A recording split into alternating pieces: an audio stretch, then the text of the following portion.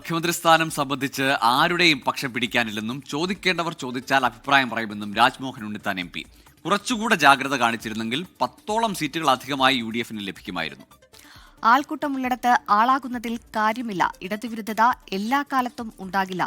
ജാഗ്രതയോടെ പ്രവർത്തിക്കണമെന്നും രാജ്മോഹൻ ഉണ്ണിത്താൻ 24നോട് പറഞ്ഞു. നമുക്കൊപ്പം രാജ്മോഹൻ ഉണ്ണിത്താൻ MP ചെയ്യുകയാണ്. താങ്കൾ നേരത്തെ പറഞ്ഞ 111 എന്നൊരു മാജിക്കൽ നമ്പർ അതിലേക്ക് എത്തിയില്ല. പക്ഷേ മികച്ച വിജയം UDF ഉണ്ടായി. പക്ഷെ അപ്പോഴും ഹൈക്കമാൻഡ് വിലക്കിയ കാര്യങ്ങളൊക്കെ വീണ്ടും സജീവമായി രംഗത്ത് വരികയാണ്. ഫ്ലെക്സ് ബോർഡുകൾ വരുന്നു, മുഖ്യമന്ത്രി ആരെന്ന് സംബന്ധിച്ച് ചർച്ചകൾ വരുന്നു. എന്തെങ്കിലും തീരുമാനമായോ? നമുക്കറിയാം, ഏതാണ്ട് 10ഓളം സീറ്റുകളിൽ 1000-ൽ താഴെ വോട്ടിനാണ് പരാജയപ്പെട്ടത്. ഇപ്പോൾ അവിടെയൊക്കെ ജയിക്കുമെന്നായിരുന്നു പ്രതീക്ഷിച്ചിരുന്നത്. അത് വളരെ നിസ്സാരപ്പെട്ട വോട്ടുകൾക്കാണ് പരാജയപ്പെട്ടത്. ഇത്രയും വലിയൊരു വിജയം ഉണ്ടാകുമ്പോഴും ഈ മുഖ്യമന്ത്രി ആരെന്നതിനെ കുറിച്ചുള്ള ഒരു ചർച്ചകൾ വീണ്ടും ഒരു തർക്കത്തിലേക്ക് KC അല്ലെങ്കിൽ RC അല്ലെങ്കിൽ VD എന്നൊക്കെ പറഞ്ഞുകൊണ്ട് ആ രീതിയിലേക്ക് പോകുന്നു. അതിനൊരു വിലക്കുണ്ട് എന്ന് പറയുമ്പോഴും ആ ചർച്ചകൾ കൃത്യമായി നടക്കുന്നു. മുഖ്യമന്ത്രി സ്ഥാനത്തേക്കുള്ള വിലക്കെന്ന് പറയുന്നത് തെരഞ്ഞെടുപ്പ് കഴിയുന്നതോടുകൂടി തീർന്നു ജയിക്കുന്നു. ആ നിരീക്ഷകരാണെന്ന് ഇന്ന് വീണ്ടും പാർട്ടിയുണ്ട്, പിന്നെ ഏറ്റവും അവസാനം MP-മാരുണ്ട്. ഇതിനകത്തൊരു കക്ഷി പിടിക്കാൻ നമുക്ക് ആർക്കും ആവില്ല. ഇപ്പം ഞങ്ങളെപ്പോലുള്ള ആളുകൾ, ഞങ്ങൾക്കൊക്കെ വ്യക്തമായ കാഴ്ചപ്പാടും അഭിപ്രായവും ഉണ്ട്. പക്ഷേ അഭിപ്രായം ചോദിക്കേണ്ടവർ ചോദിക്കേണ്ട രീതി ചോദിച്ചാൽ മാത്രമേ ഞങ്ങൾക്ക് വെളിപ്പെടുത്താനാവൂ.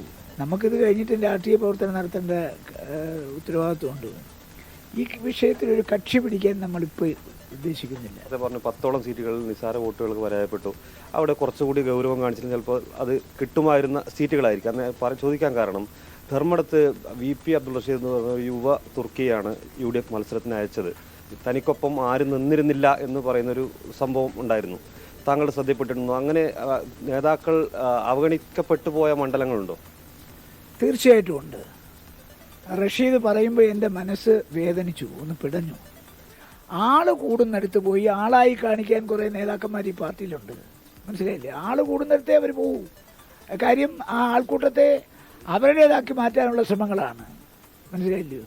അവർക്കെല്ലാം പാർട്ടിയെ നന്നാക്കലോ അല്ലെങ്കിൽ പാർട്ടിയെ രക്ഷപ്പെടുത്തലോ പാർട്ടിയുടെ ഇമേജ് വർദ്ധിപ്പിക്കലോ അല്ല, പാർട്ടിയെ ഉപയോഗിച്ച് അവരുടെ ഇമേജ് വർദ്ധിപ്പിക്കുക എന്നുള്ളതാണ് അവരുടെ ജോലി.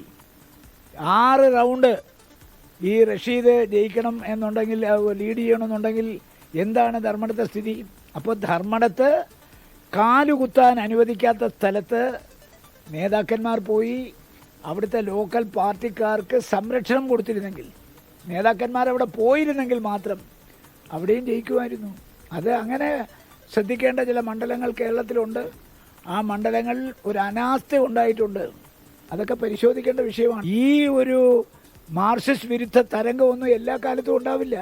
അതുകൊണ്ട് വളരെ ഗൗരവമായി സ്വന്തം പ്രതിച്ഛായ വർദ്ധിപ്പിക്കാൻ, പാർട്ടിയുടെ പ്രതിച്ഛായ തകർക്കുന്ന ആളുകളെ കണ്ടുപിടിച്ച് അവിടെ നിയന്ത്രിക്കാൻ നമ്മുടെ നേതൃത്വത്തിന് കഴിയണം.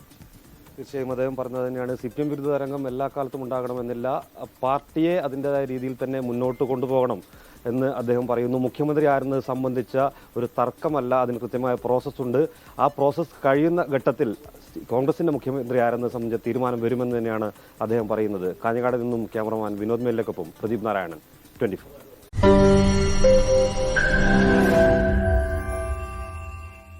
ലോകത്തെവിടെയായാലും ഏത് സമയത്തും 24 വാർത്തകളും ഓഗ്മെന്റഡ് റിയാലിറ്റി പാക്കേജുകളും എക്സ്പ്ലെയിനറുകളും വിശദമായി കാണാൻ ഞങ്ങളുടെ YouTube ചാനൽ നിങ്ങൾക്ക് സബ്സ്ക്രൈബ് ചെയ്യാം.